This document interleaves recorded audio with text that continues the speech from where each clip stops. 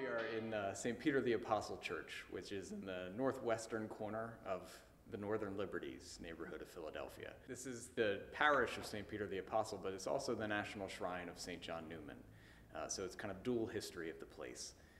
So he was bishop throughout the 1850s, died in 1860.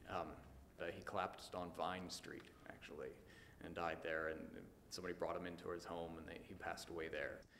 They brought him here, and he had requested to be buried with his community, with his religious brothers.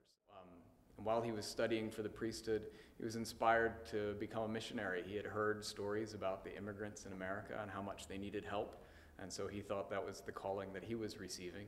It was an incredibly dynamic time in the building up of the church. So he, while bishop, I think had 80 different churches built in 10 years, I think 40 different schools.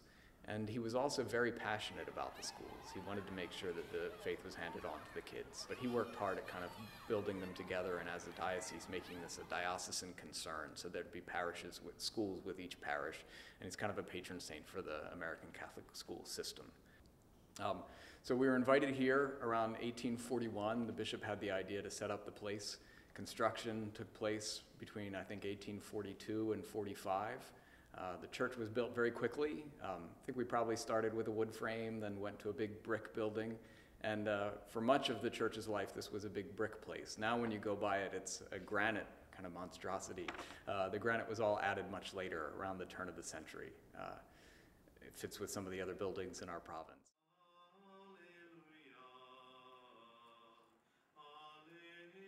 He was a beloved figure. He had kind of made his mark on the diocese just in those 10 years or so that he was here. And his funeral was a huge event. People came from all over the city to pay their respects. So he's here in the lower church.